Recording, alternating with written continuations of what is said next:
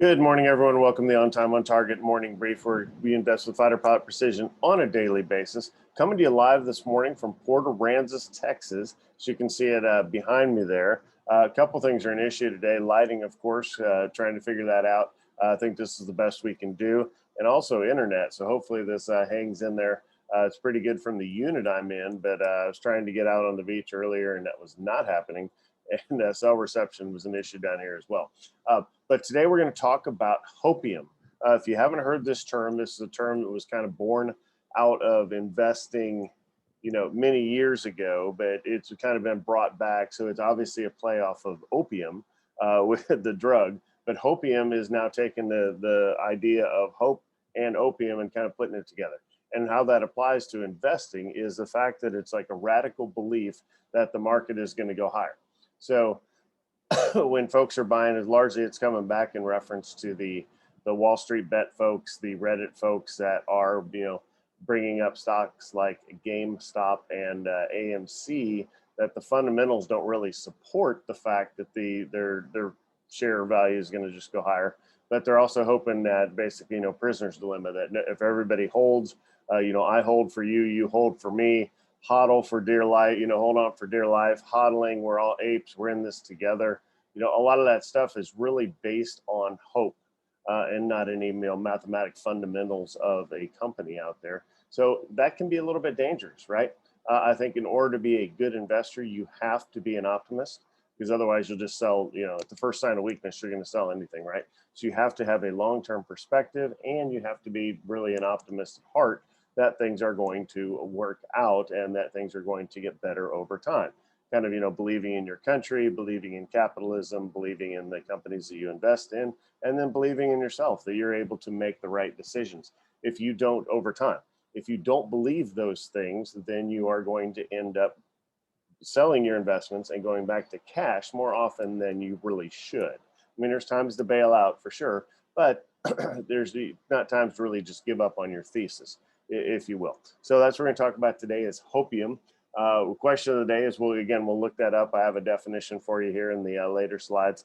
It'll be a shorter show today just because we don't have a lot of the technology that we normally have, but we do have some longs and shorts out there. I like the long, even though the market's in the red this morning based off of Chairman Powell's Fed comments Wednesday and digested yesterday into a red day. And then it looks like it's going to be red this morning at least. We'll see as far as whether the market sells off. Today is traditionally a down day. So is next week is traditionally a down week. So, is it time to go to cash and buy back in a week later? No, but there have been studies that have said that the last week or 2 weeks of June have been traditionally the worst couple of weeks in the market. So don't let that stuff affect you. You can do a PhD study and basically determine anything you want out there. So I wouldn't really to worry, that even though that historically is the case, that didn't really have anything to do with, this year and right now. But as far as the longs out there, we are taking a look at Lennar, the home builder, is obviously doing very well, especially in the current environment. Adobe is doing very well, but it's also got a $600 price point, so I'm passing on that this morning. But the one that crushed earnings this morning is kind of interesting. Smith & Wesson, and I just took it off my other screen here, but sales are up. As I pull up, there it is. There's the article. 67% year over year from this time last year, and jumped 70% of shipments increased over everybody else, the industry, everybody else in the gun industry, if you will, is at 42%. So again, kind of crushing numbers. I'll show you those earnings once we get to the TD Ameritrade portion and I pull up the chart. All right, if you're checking us on replay, thank you much for checking us out. Usually we aren't in a deployed location where you can't see my face. This isn't an attempt to be anonymous or anything, simply a lighting issue. But please click the subscribe, as well as the notifications bell. And if you want to join us live, what you don't see is a Q&A window and a chat window where folks can ask me questions real time. And with that, let's go ahead and get started. First of all, I'm going to share out the TD Ameritrade Think Pipes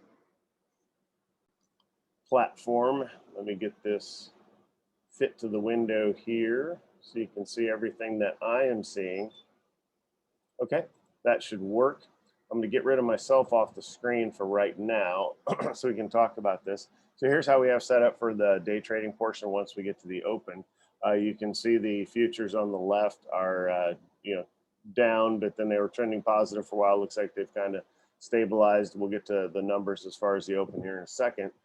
Here's your Lennar. If you're looking to take this long, it should be gapping up not quite to the 5%, but more along that 4% top line. But what I really like best is the Smith & Wesson here. You can see here's the earnings report, $1.71 per share. They had their earnings call. This is yesterday after the close. Remember, the light blue is the market being closed there. So jumped up to around the $21 range, kind of hanging out there. So what do I imagine when it opens? I think we will get that coming in, some profit taking, and then it'll turn around and go higher. So again, looking for a 20 to 25 cent stop as far as we set up our day trade along. The short out there again is Citibank. I do not plan on looking at that at all, unless these just fail and the market rolls over red, and then I'm going to have to take a look at that point.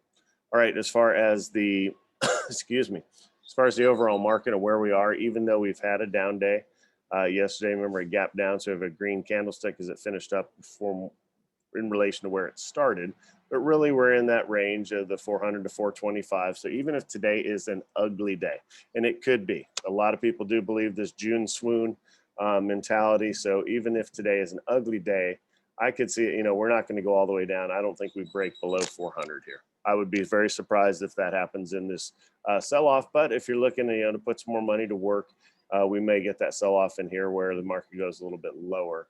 When you look at the 5-day, see if I can get that pulled up here.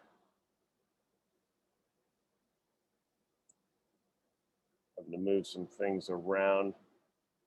Here's the 5-day and the SPY, just kind of a slow sell-off. I think this is set up to be the worst week since January of this year. We've had like 28 new highs, so these things do happen. But that's why we show you the big chart first, right? We're not too excited about it because, again, back here, what was this? Earlier in the week, Monday night, Monday's close into Tuesday, we were bouncing off all-time highs. So really, you could call it reversion to the mean. You could call it normal noise. I would say nothing significant until we break back below 400 is when the first time I would even think about being concerned about things, and we aren't even close to that. All right, we'll come back to that here in a minute once we get set up for the trades. Let's go ahead and take a look at CNBC, and I'll show you these headlines. Refresh this here. Okay, you got the Dow down 300 points at the open. Not quite. It's bounced a little bit about that, but that would be down about 1%. So there's your headline of worst week since January. S&P and NASDAQ both down about 0.5%. So what's the good news? Well, the good news is that VXX trade, if you're sitting on a bunch of that like I am, since I've been expecting some volatility for some time now, that's going to pop up and, of course, hedge your portfolio. Again, a big spike in volatility today, which would be nice for that one holding of VXX, not good for anything else. Well, of course, your portfolio could even end up in the green depending on how much VXX you're hedged with there. All right, let's take a look around the world. Europe down big across the board. Look at that, over 1% in each of the markets. Asia's pretty muted across the board there. As far as bonds, we talk about inflation. We had the Fed meeting on Wednesday, and we talked about maybe rate hikes sooner. We talked a lot about this yesterday. I just don't see it happening, and I get asked about it every day, and it's just like we have to start the bond buying back at some point, and that's going to take a good year to year and a half before you could to have bought of not buying bonds or basically selling these bonds that the government has bought out onto the open market before you can even think about raising rates. So, 2023, that's a pipe dream. It really is. I think 2024, maybe 2025, I don't even know. We keep getting into a corner to where, we think we can, kind of come out of this hole, but much like, spending with their household, you run up these big deficits and money solves everything, right? So, COVID was a legitimate crisis this year. I'm not trying to downplay it, but certainly from a perspective of spending money to solve problems, we've kind of addicted to that level of policy, right? So anytime we would try to actually mature out of it and raise interest rates and actually make things look normal, I think we're going to run into the same thing. Everybody's going to freak out, and it's going to, the interest rates are going to stay low. That's just my opinion, but that's how I'm investing. And if you interest rates stay low, businesses get cheap money. So do people like yourselves, and you're able to put that money to work and make money. So then markets go higher. So we'll obviously we keep an eye on it every day. All right, oil closing back in on that 70 range. Gold and silver sold off pretty hard yesterday, which didn't really make any sense. I got a couple texts about that, and I said, I don't know.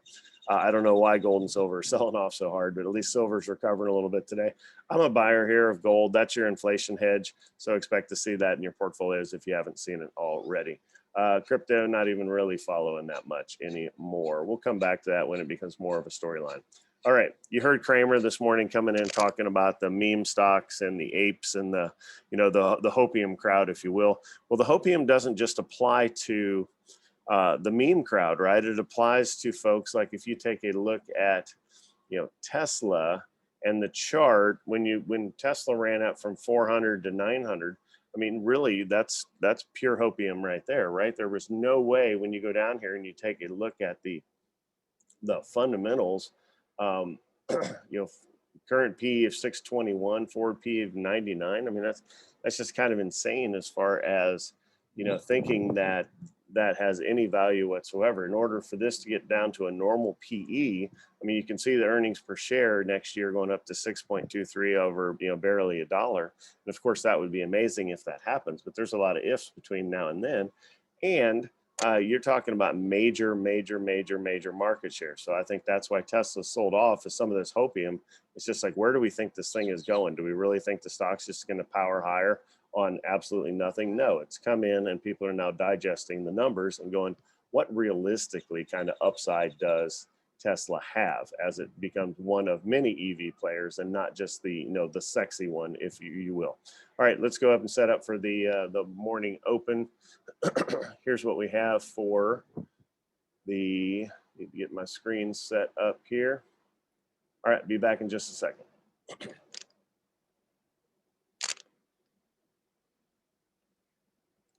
Good morning, everyone. Welcome to the On Time On Target play of the day. You have 3 screens in front of you as we stand by for the opening bell here on a Friday.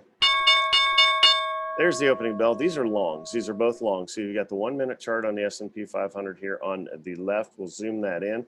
Again, down almost 1% and could see some negativity. We'll see.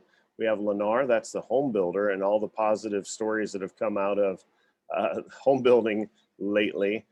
It's been powering higher, so it's up 1.5%. But here's the real trade of the day is over here in Smith & Wesson. So here's the numbers from the earnings release after the bell yesterday. Had a great number, 60-70% growth year over year. They had their conference call. Things went great after the conference call. They're up almost 5%. So we're going to take a zoom in on that. Looking at about a 20-cent stop if we can get it. So low of the day is around 20.75. That puts us in at a 20.95 entry. That'd be pretty aggressive. I want to see what the market's doing here before we take this. If the market just sells off, then we don't want to get too excited, too aggressive with it. But if the market sells off for a couple minutes here, that's fine. And then we'll track this back higher. All right, so we're at the 5-point. We're kind of at that entry point of the 2075 now. And look, talking about it instead of taking it, and I missed it. So 2075 to 2090, 2095, that'd have been a 20-cent stop. And look at it screaming higher there. So 2130. Sitting there at 21, almost 21.36 at the high. I guess that's almost our entire 3-hour trade right there. So can't really take it here. I have to say, just I missed it. I missed the entry while I was talking. But it appears that it's going to work and just power higher here. So kind of hanging there at the 7. There's no way you can take it here. It's at this point you just go, well, crap, I missed it. It's over. So it was that 2nd minute with the entry point. Didn't quite hit 3 Rs, but pretty close to it. Even if it comes down here, we're not going to take it because this is the move you're looking for, is the big buying move right when you're going long. So, oh well. Let's switch off of Lennar here and take a look at the other one was Adobe. I liked Adobe long. It's just you can't. It's hard to trade at a $600 price point, and it wouldn't have worked anyway. Um, Basically selling off most of its pre-market gains. Let's take a look at our short real quick with Citigroup. Citigroup's had like 11 straight down days. They aren't gapping down, but there's a lot of negativity associated with this name. We can't really take that either. And that was it for kind of the pre-market trades. Do want to check the Luckin Coffee because that's always fun to check in the morning when we should be having our coffee anyway. Did not hold $9 yesterday, but did pop back up above 9. So again, from a long-term perspective, I would really like to see it hold that $9 range. All right, back over here to the trade that we're not in. I think it needs 21.55 in order to make to have satisfied the math. I didn't run it exactly there, but certainly there it is. That move higher would have been your 3-hour trade. So good on you if you took it. Again, I missed the entry while I was talking, and sometimes that happens. And I tell you, from a trader perspective, if you miss the entry, the most mature thing on the planet to do is say, I missed the entry. You cannot just go back and try to make the stuff up on the fly. If it meets your criteria and you get the entry, great. If you meet your criteria and you miss the entry, well, then you just missed it and you have to come back another day. All right, let's take a look around the world here. Zoom out a little bit and we'll see what's in play. Bring myself up on camera here. Moving it off to the side. All right, so you got winners, WNRS. Again, that's a speculative play, up 5%. Clover Health, that's a meme stock. Real stocks out there, NVIDIA and saw the other one, Zoom. Palo Alto Networks. Not really many stocks in the green here. Gosh, what's that, 15 or so, including gold and silver, which almost shouldn't count, right? So not very much in the green. There is an Apple call here in the green, so Apple must be pretty close to even. I don't see it on our list. Luckin in the green. There you go. Amazon in the green. NEO. There's some more names popping up in the green here. All right, let's switch over and take a look at what's going down, if you will. So TQLB, SPEC, BAC, all the banks, right? So you have Bank of America, you have JPM. I don't have Citigroup in the books. That's why you don't see it here. But that's, again, it's been 11 straight days down. So generally you think, what do I want to hold for individual stocks in an interest rate rising environment? And generally you want to hold the banks. That has not been the case. So you have the media that's talking about inflation. And then of course, the neighborhood conversation or cocktail party conversation is about inflation, because a lot of people own a house and housing has inflated, right? People drive cars. Well, gas is up at $70, oil's at $70 a barrel. So that's going to inflate the gas price. So a lot of times, and restaurants, so talk about that. Again, workers are still getting the advanced unemployment benefits. That won't last forever, but we're down here in Port Aransas. We tried to eat last night. A couple different places that we wanted to go to were a 90-minute wait. So when you have that kind of wait, obviously the restaurants can turn around. They have to pay their people more to retain their people, and they're going to pass that on to you. So a lot of people think there's this huge inflation out there because housing, gas prices, restaurants, because that's the stuff that they see and feel the immediate impact of. But that doesn't necessarily mean it's across the board. So when you have markets taking a look at things, it's a compilation of thousands, tens of thousands, 100,000 brains that are coming here and looking at it and saying it's not as bad as it seems, or it's just transitory, which again is the term that Chairman Powell has used. And I think that's a perfect way to say it, is that, housing, I don't see housing getting cheap again, but certainly gas will. It'll fall back down to its normal 40 to 60 range.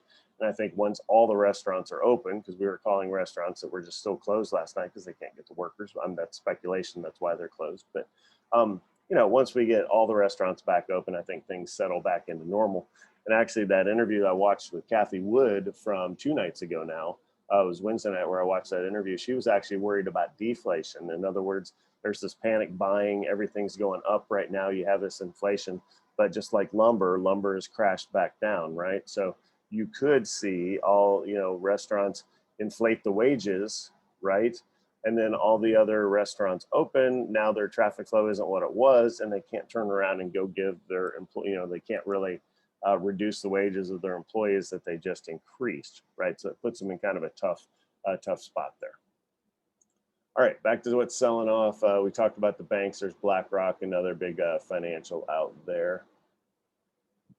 All right, Raytheon selling off. MindMed selling off. I want to look at MindMed here. When you look at, okay, what are things you might try to pick up some. If we do have a June swoon, it's not really selling off, so never mind. It's only at 370. It was at 320 not too long ago. All right, we're going to leave the TD Ameritrade, go back to Chrome real quick and talk about this Hopium. I think this is kind of funny. Investopedia didn't have anything on it. But Investing Daily did, just say no to Hopium. So talk about that real quick. For unrealistic hopes that are pursued like a drug. So I think when you talk about the Reddit crowd and Robinhood and Gen Z getting into investing, I think it's a net gain for everybody. I think they're learning a lot of lessons early on in life. I think they're going to see the upside and the downside and be that much smarter going forward than possibly my generation, where you had not that many people participating at a young age. So just the fact that they're participating, I think, is a net gain for everybody. However, I hodl for you, you hodl for me, we're all in this together. It's kind of like, well, you're not in it together. You're in it to make smart decision making based off of what I would call advanced probabilities or advanced mathematical analysis, considering that, yes, there can be some times when stuff will have momentum just because the crowd is behind it, right? And you saw that with Tesla.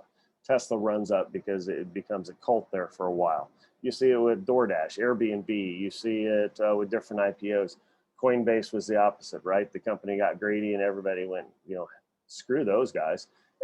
And the stock sold off hard and may not recover, So that's the different, you get the crowd opinion of it, which is a lot of psychology behind it as well.